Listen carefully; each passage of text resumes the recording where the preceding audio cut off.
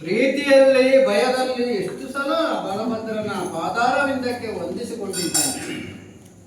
ಅವನ ಸಿಟ್ಟು ಇಳಿಯುವ ತನಕ ವಂದಿಸಿಕೊಂಡಿದ್ದೇನೆ, ಒಂದೆರಡು ಸಲ ಅಲ್ಲ. ಏನೇ ಆಗಲಿ ನನ್ನ ಒಡ ಹುಟ್ಟಿದ ಅಣ್ಣ, ವಂಶಕ್ಕೆ ಒಂದು ಕಳಂಕ ಬರುತ್ತದೆ ಎಂದಾದಾಗ ಅವನಿಗೆ ಸಿಟ್ಟು ಬಂದದ್ದು ಸಹಜ. ಸಿಟ್ಟು ಹೇಗೆ ಮೇಲೆ ಏರಿತು ಹಾಗೇ ಕೆಳಗೆ ಇಳಿದಿದಲ್ಲ. ಈಗ ಜನನಿ ಜನಕರ ಆಣೆ ಎಂದು ಪ್ರಮಾಣ ಮಾಡಿದಾಗ ನನ್ನ ಮೇಲೂ ಅವರಿಗೆ ಒಂದು ವಿಶ್ವಾಸ ಬಂದದ್ದು ಹೌದು. ಹಾಗೆಂದು ಈಗ ಪ್ರಸೇನನನ್ನು ಹುಡುಕುವ ಬಗೆ ಹೇಗೆ? ಎಲ್ಲ ಯಾದವ ವೀರರಲ್ಲಿ ಇದ್ದಾರಲ್ಲ, ಅವರಲ್ಲೆಲ್ಲ ವಿಚಾರಿಸಿ ಕೇಳಿದಾಗ ಭರತಖಂಡದ ದಕ್ಷಿಣಕ್ಕಿರುವ ವಿಂಧ್ಯಾಚಲಕ್ಕೆ ಬೇಟೆಗಾಗಿ ಪ್ರಸೇನ ಹೋಗಿದ್ದಾನೆ ಎಂದು ಸುದ್ದಿ ತಿಳಿಯಿತು. ಮೊದಲೇ ಹೇಳಿದಂತೆ ಕೃತವರ್ಮ, ಸಾತ್ಯಕಿ, ಸುಜ್ಯೋತಿ ಮುಂದಾದ ಎಲ್ಲ ಯಾದವರನ್ನು ಕೂಡಿಕೊಂಡು ಹೊರಡುತ್ತೇನೆ.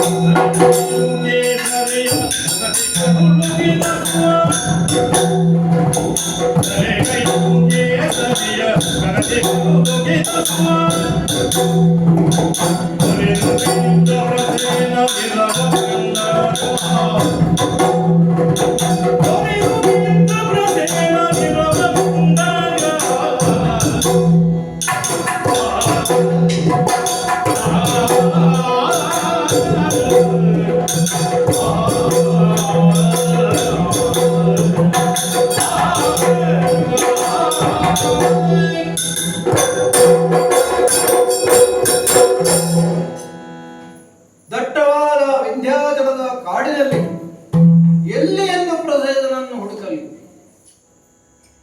ಕಾಡಿನಲ್ಲಿ ಹಲವು ದಾರಿಗಳು, ಅಥವಾ ಕಾಡಿನಲ್ಲಿ ದಾರಿಯೇ ಇಲ್ಲ. ಏನು ಮಾಡಲು? ಪ್ರಸೇನ ಕುದುರೆಯಲ್ಲಿ ಏರಿ ಬೇಟೆಗೆ ಹೋಗಿದ್ದಾನೆಂದು ತಿಳಿದು ಅದಕ್ಕಾಗಿ ಕುದುರೆಯ ಹೆಜ್ಜೆಯ ಗುರುತು ಎಲ್ಲಿದೆ ಎಂದು ವೀಕ್ಷಿಸಿ ನೋಡಿಕೊಂಡು ಮುಂದೆ ಮುಂದೆ ಮುಂದೆ ನಡೆಯುತ್ತಾ ಇದ್ದೇವೆ. ಎಷ್ಟು ದೂರ ಬಂದಾಯಿತು, ಯಾವುದೇ ಸುಳಿಯಿಲ್ಲವಲ್ಲ. ಇನ್ನು ಮುಂದಕ್ಕೆ ಮುಂದಕ್ಕೆ ಮುಂದಕ್ಕೆ ಏನದು ಏನದು ಅಲ್ಲ, ಒಂದು ಮನುಷ್ಯನ ಕಡೆಯವರ ಕಾಣುತ್ತಾ ಇದೆ. ಭೀಭತ್ಸವಾಗಿದೆ, ಭೀಭತ್ಸವಾಗಿದೆ. ನೋಡಲು ಮೈ ಝುಮ್ ಎನಿಸುವ ಒಂದು ದೃಶ್ಯ.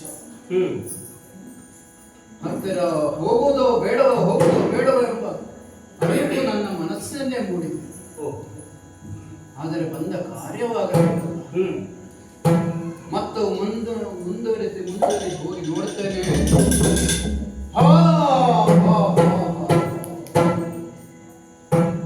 ಪ್ರಸೇನನ ಕಡೆ ಇನ್ನು ಯಾರದು ಅಲ್ಲ, ಇದು ನಮ್ಮವನೇ ಆದ ಪ್ರಸೇನನ್ನು ಕೊಂದು ಕೆಡಹಿ ಹಾಕಿದ್ದ.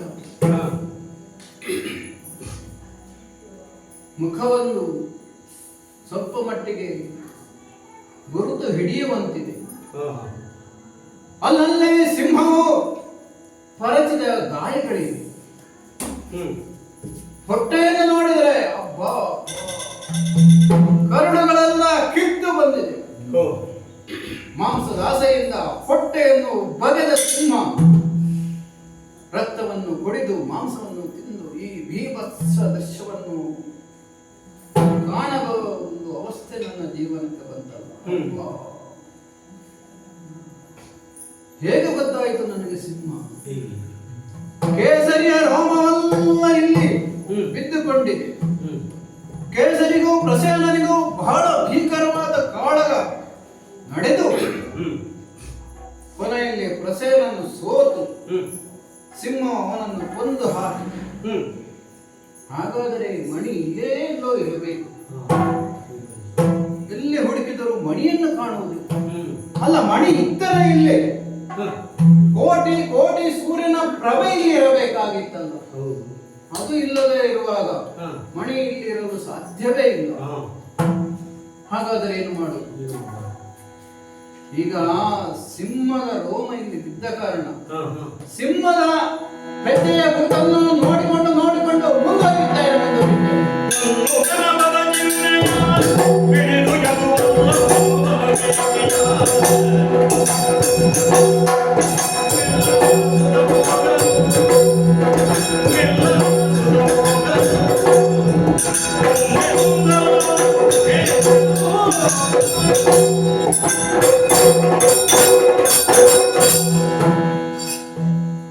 ಸಿಂಹ ಹೆಜ್ಜೆಯ ಗುರುತನ್ನು ಹುಡುಕಿಕೊಂಡು ಮುಂದೆ ಹೋದಾಗ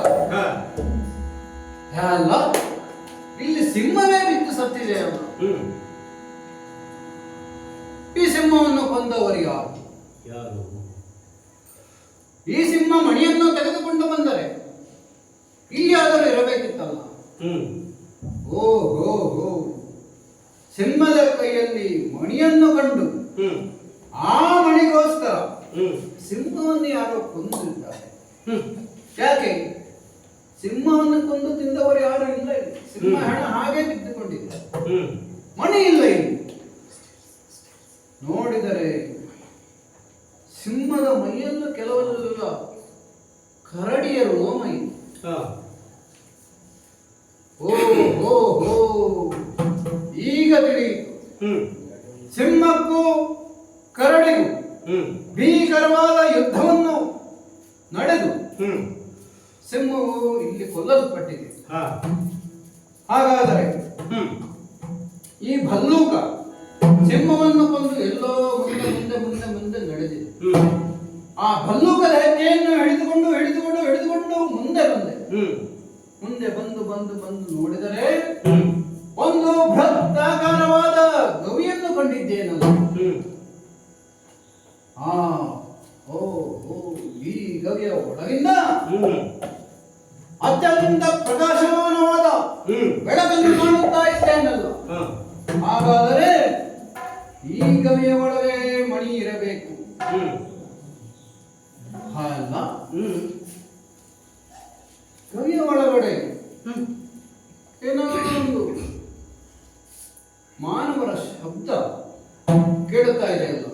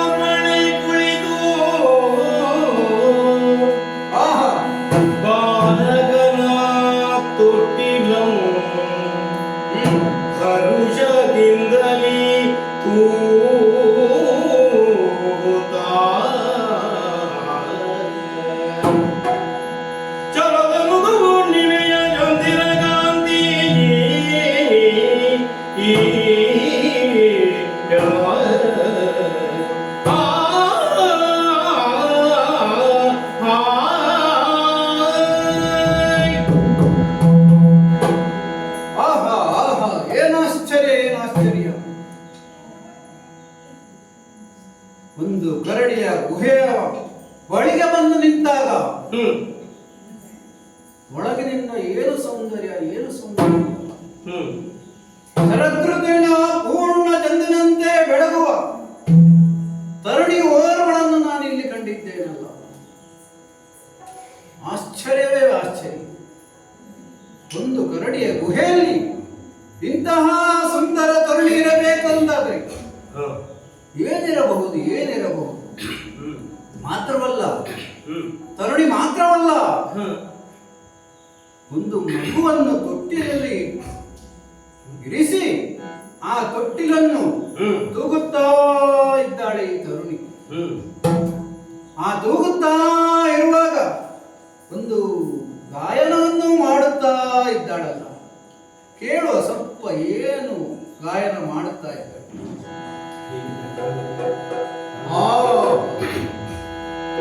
ಈ ಸೌಂದರ್ಯಕ್ಕೆ ಭ್ರಮೆಯಿಂದ ನಾನು ಬೆರಗಾಗಿ ಹೋಗಿದ್ದೇನೆ. ಈ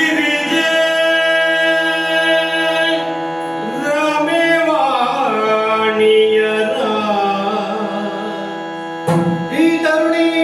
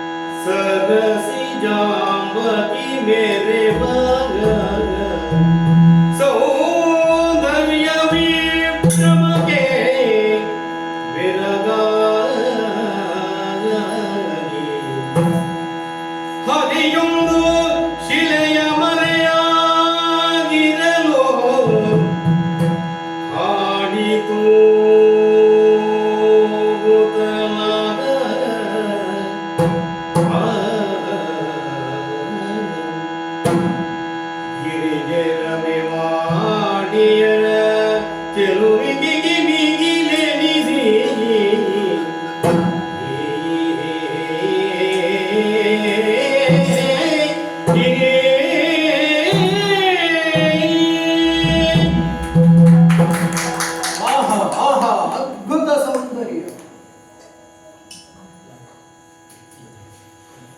ಈ ಕಾಡಿನಲ್ಲಿ ಬಂದರು ಕೃಷ್ಣನಿಗೊಂದು ಸುಂದರವಾದ ಯುವತಿ ಕಾಣಲು ಸಿಕ್ಕಿದ್ದಾಳೆ. ಅದು ಒಂದು ಯೋಗವೇ ಬಿಡಿ. ಇಂತಹ ಸೌಂದರ್ಯವನ್ನು ನಾನು ಭೂಲೋಕದಲ್ಲಿ ಎಲ್ಲಿಯೂ ನೋಡಿಲ್ಲ. ಯಾಕೆ? ಶಿವನ ಮಡಿದೆಯಾದ ಗಿರಿಜೆ, ವಿಷ್ಣುವಿನ ಮಡದಿಯಾದ ರಮೆ ಹಾಗೂ ಬ್ರಹ್ಮನ ಮಡದಿಯಾದ ವಾಣಿ ಎಲ್ಲರ ಸೌಂದರ್ಯವನ್ನು ಸೇರಿಸಿ ಅದಕ್ಕಿಂತ ಮಿಗಿಲಾದ ಸೌಂದರ್ಯವತಿ ಈ ಗುಹೆಯೊಳಗಿದ್ದಾಳೆ ಎಂದರೆ ವಿಭ್ರಮೆಗೊಳಗಾದ ನನ್ನನ್ನು ನಾನೇ ಮರೆತು ಬಿಟ್ಟೆ. ಹಬ್ಬ ಚೆಲುವಿನ ಒಂದು ರಾಶಿ ಇಂತಹ ದಟ್ಟವಾದ ಕಾನನದಲ್ಲಿದೆ ಎಂದಾದರೆ ಇದಕ್ಕಿಂತ ಒಂದು ಆಶ್ಚರ್ಯವೇನಿದೆ? ಹೋಗಿ ಮಾತನಾಡಿಸಲೇ? ಆಗದ. ಒಂದು ಒಳ್ಳೆಯ ಗಾಯನ ಬರುತ್ತಾ ಇರುವಾಗ ಅದನ್ನು ಅಷ್ಟೇ ಶ್ರದ್ಧೆಯಿಂದ ಕೇಳೋದು ಜಾಣತನ. ಏನು ಹಾಡ್ತಾ ಇರೋದು? ಜೋ ಜೋ ಜೋ ಜೋ ಜೋ ಸುಕುಮಾರ, ಜೋ ಜೋ ಜೋ ಜೋ ಜೋ ಸುಕುಮಾರ,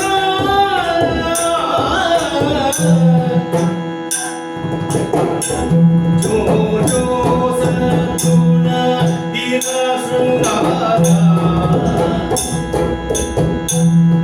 ಜೋ ಜೋ ಜಾಂಬವ ಕರಣ ಪ್ರವೀಣ, ಜೋ ಜೋ ತನುಕ ರಾಜಾಧಿರಾಜ,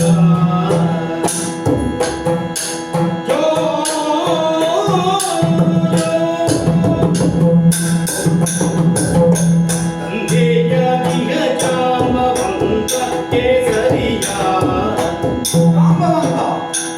ತಂದೆಯ ದಿಗ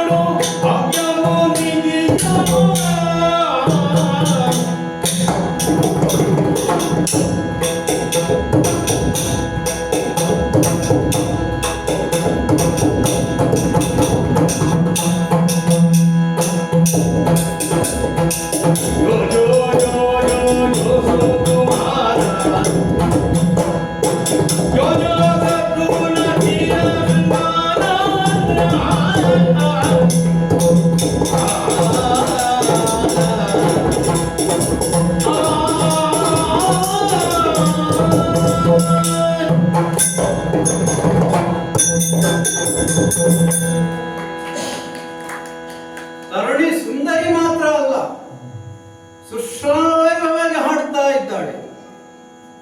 ಈ ಹಾಡು ಕೇಳಿದ ಮೇಲೆ ಕೆಲವು ವಿಷಯ ನನಗೆ ಅರ್ಥ ಆಯ್ತು. ತಂದೆ ಜಾಂಬವಂತ ಕೊಂದು ಮಣಿಯ ತೊಟ್ಟಿಲಿಗೆ ತಂದು ಕಟ್ಟಿದ್ದಾನೆ. ಇದುವೇ ಶಮಂತಕ ಮಣಿ. ಹಾಗಾದರೆ ಸಿಂಹವನ್ನು ಕೊಂದದ್ದು ಜಾಂಬವಂತನೇ.